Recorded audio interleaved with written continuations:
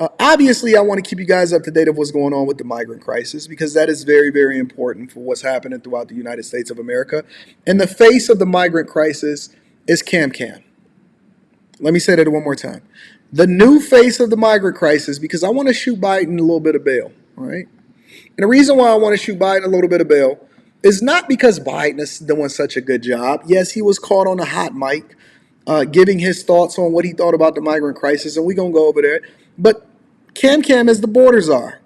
And I want to make sure that y'all understand that the face of the migrant crisis is the woman that is in the highest position of all women in the land as far as the AKA. See, y'all didn't know I knew that, did y'all?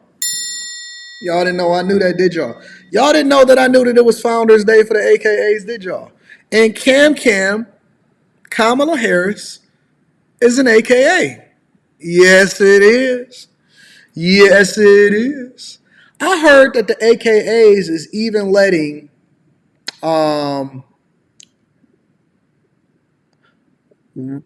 what you would describe or what they want to be described as women that were born as biological men. Now, I can't substantiate this. I've seen it come through my email. Several different people tagged me in a post on Instagram that I have not had the opportunity to check out yet. But what I did hear, and I have to do my research because I'm never going to give you accusations. I'm going to either base it off of what these actual people are saying or the evidence. So I got to do a little bit of research before I do a whole segment on it, all right? But I heard that these sororities, such as the AKAs, are now letting in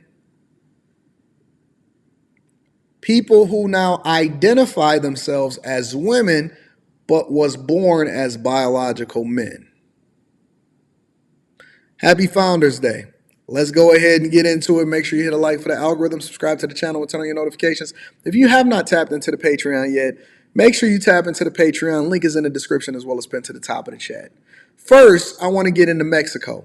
Mexico is now making demands from the United States of America as far as what they want in order to continue to participate in preventing migrants from coming over to the United States of America.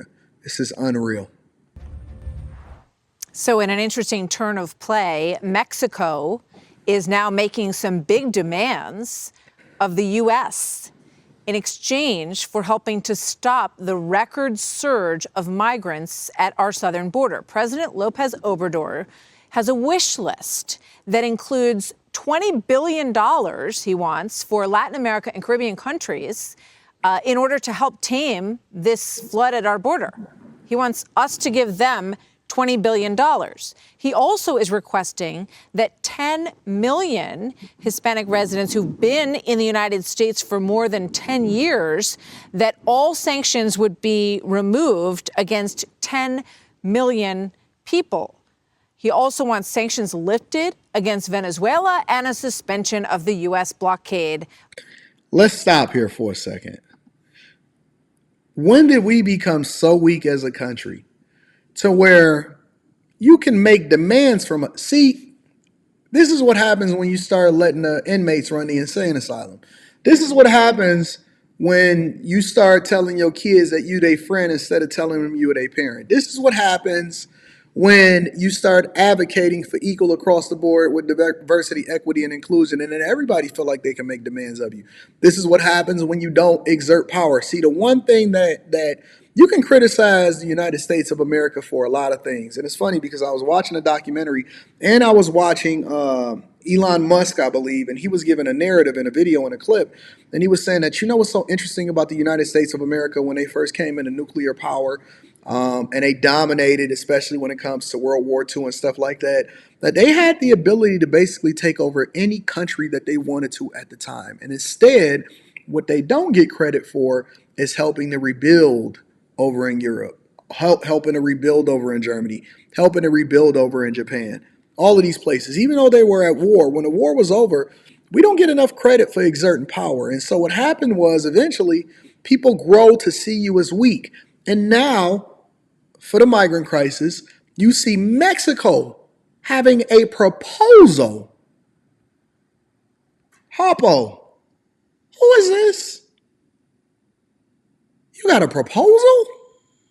Check out this proposal.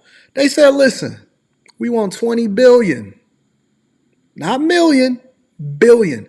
You know how they say 100,000 is the new 10,000, and a million is really the new 100,000. I was watching a lot of people talk about that over the weekend.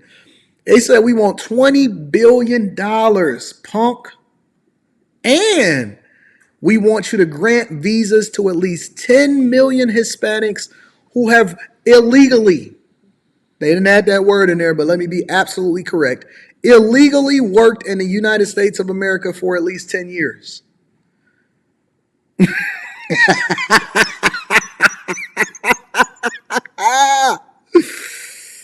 Ooh, listen. This is a fact. This is not my opinion.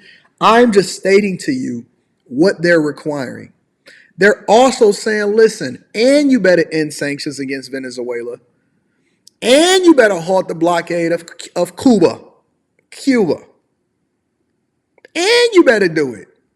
Yo, when can we get Denzel the Equalizer out there? I was watching the Equalizer 3 last night on Netflix after I got done watching the Lions game on TV. I was not out in these streets. It was a little too cold for Anton's blood. But in what world do we live in where the United States is not even looked at as a superpower anymore, mainly because of the leadership that we have and the negotiations that we continue to have exerted against us, to where you will now have the Mexican president saying that we shaking you down and we want everything inside of your pockets in order for us to even participate in doing the right thing. Meanwhile, as Joe Biden was arriving and getting off of a plane, they're saying that there's a potential U.S. border migrant plan that was leaked to the public. But then we caught Joe Biden on a hot mic talking to reporters as far as what he thought was happening with the whole migrant crisis. Check it out.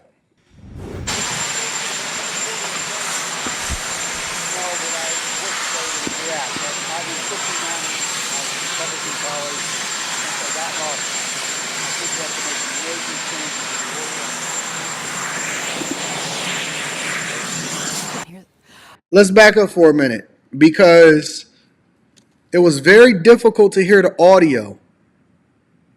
But now we have AI and we have auto captions to make sure that we capture all of this conversation. And I'm going to read it to you. The question from the reporter, they said, is the situation on the southern border a crisis? They asked your president, leader of the free world. They say, is the situation on the southern border a crisis? He goes on to say, no, but I wish they would react. Now, in the same way that I hold the black community accountable as far as black culture being trash, and then I say, hey, why do people continue to do this? And why is this the norm amongst our people? And he'll say, well, they are holding us down. Who the hell is they? Who is they? And where they at? Is it the Wizard of Oz? I thought that they were you. Who are they? No, but I wish that they would react. Now, if I'm not mistaken, one of the things that divide liberals from conservatives, largely amongst most, because we know that there's extreme conservatism, there's extreme liberals. I don't like extreme of anything. That means that they're unwilling to budge or negotiate, and that they're radical. I don't like radicals because radicals can be bad, and even God himself say have temperance in everything that you do.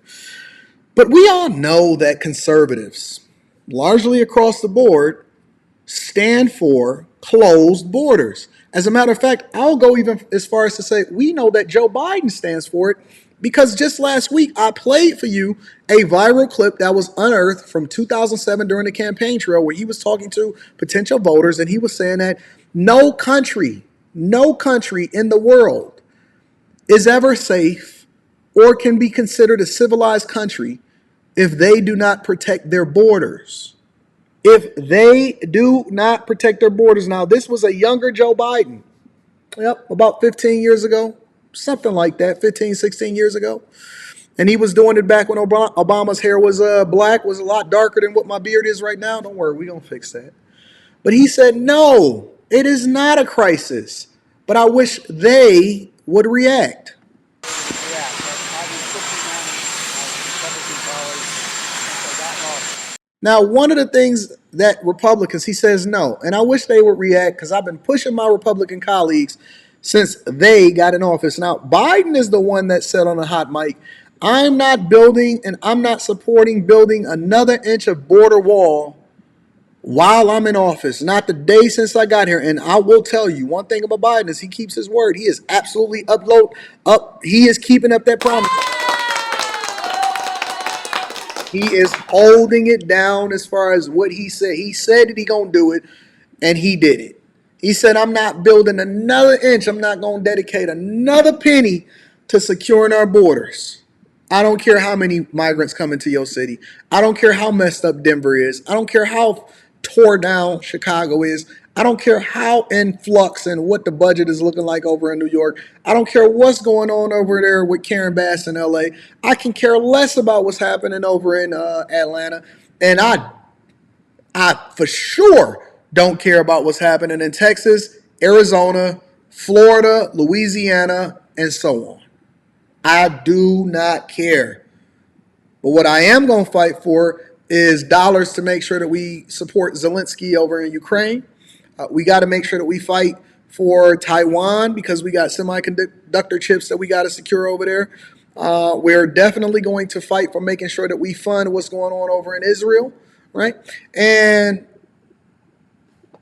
if a politician can just blatantly in the social media era sit here and talk to you guys like you are idiots, as though we can't actually see, like, at least tell us you finesse. Like, tell me, listen, I don't really want to talk about it because, it's a lot going on. If somebody says to me, listen, it's a lot going on right now, I just don't really feel like talking about it, I'm cool with that. I could rock with that.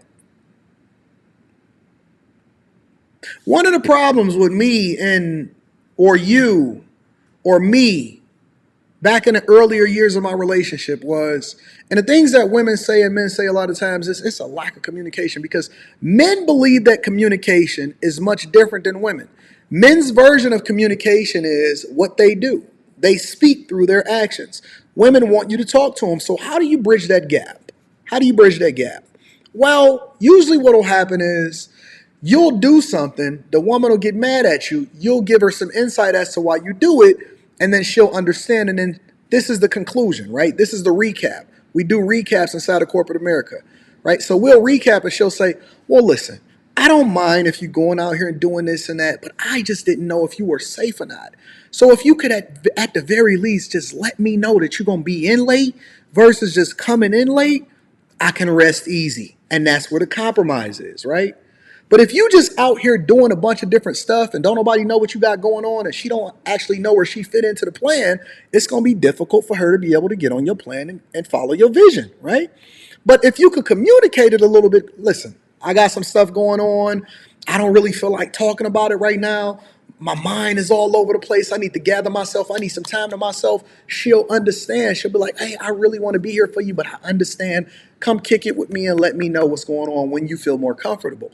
It's the communication. So if you communicate with us, Biden and Cam, and you say, well, listen, I'm going to stop lying to y'all. I'm going to stop finessing y'all and acting like I don't know what's going on and it's the Republicans' fault.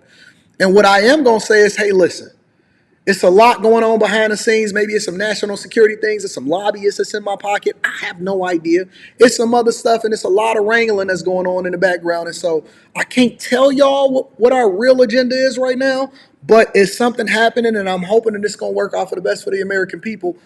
I can go with that lie. Because any half-truth is a lie. I'm okay if you tell me that, listen, this is where I'm at. I may not be able to fulfill what it is that you think is best for the country right now, but I got some other stuff going on. But don't call me no fool. Don't sit here and spit in my face and act like I'm stupid. Don't tell me that I didn't see what you saw when you did it and then you don't want to add no context. We can figure it out, but you're not going to sit here and act like I didn't see what I saw. I seen you walking out the door late at night. Where you going? Oh, I wasn't going nowhere. I was going to take out the trash. Bullsh. You're not going to lie to me to my face and tell me. You're not going to spit on me and tell me that it's raining. You're not going to piss on me and piss on my boots and tell me that it's raining outside. No, I smell piss. And this is what's happening. I'm going to go over, because, we did a lot of Fox News. I want to go over to NBC News right now. I want to switch over to NBC because we got to get it from a different perspective. And one of the things that they're also complaining about is migrants are now allegedly drowning over in Texas because they are better securing and they're not letting federal agents come over and interfere with what's going on. They forcing the migrants to take responsibility for their own trek into the United States of America. Take a look. Tonight, the drowning of 3 migrants, a woman and 2 children, escalating tensions between the White House and the state of Texas. The White House says Texas officials in Eagle Pass prevented Border Patrol agents from providing emergency assistance to the migrants by blocking agents' access to a city park with a boat ramp. The state had recently taken control of the park earlier this week. I'd like to tell you what's going on here. As you can see, there's a gate here at Shelby Park. If you come down here, then they will be denying access. Texas Governor Greg Abbott justifying his state's takeover to police the border. Texas has the legal authority to control ingress and egress into any geographic location in the state of Texas, and that authority is being asserted with regard to that park in Eagle Pass, Texas. The DOJ responding with a legal filing to the Supreme Court, stating without the boat ramp, Border Patrol has no practical options for responding to migrants who may be in distress. A White House spokesperson telling NBC News, Governor Abbott's political stunts are cruel, inhumane, and dangerous, adding U.S. Border Patrol must have access to the border to enforce our laws. This as negotiations in Washington over immigration continue. President Biden saying on Saturday, we have to make major changes at the border. Yet the struggle for power between state and federal authorities remains, with U.S. Congressman Henry Cuellar calling the death of the migrants a tragedy, while the Texas Military Department, which is now controlling the park, issued a statement indicating they had a team searching the river the night of the incident, but no migrants were observed. Guad Venegas, NBC News. So now what they're trying to do is they're trying to blame people who are trying to get over here illegally and crossing over, right? And they're placing responsibility on the federal government to rescue people from doing something that they shouldn't be doing in the first place. That's like me going over there and robbing somebody, and then you getting mad at the person that didn't stop me from robbing somebody. It's illegal for me to go over there and rob somebody. I shouldn't be over there in the first place. Now, in this particular instance, there was a woman and 2 kids that they're identifying. We have no way in being able to substantiate this, so we're just going to go based off of what it is that they say. Is there any responsibility on the woman for doing something illegally, or does the responsibility fall back on us over here in the United States of America in order to be more humane than they're being to us? Because by all means, I think that life is precious.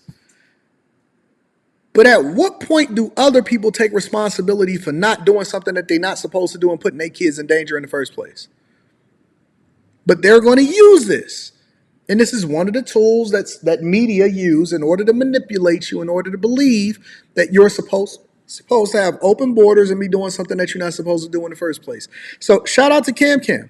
Shout out to Biden. Shout out to CamCam. Shout out to everybody that's a part of the Biden administration and every sanctuary city that's participating in the downfall of America and the upending of you and your own opportunities within the United States of America without any kind of insight information whatsoever, yet you voted them into office. You voted them into office. This is your fault. I'm laying this at the feet of you. This is your fault.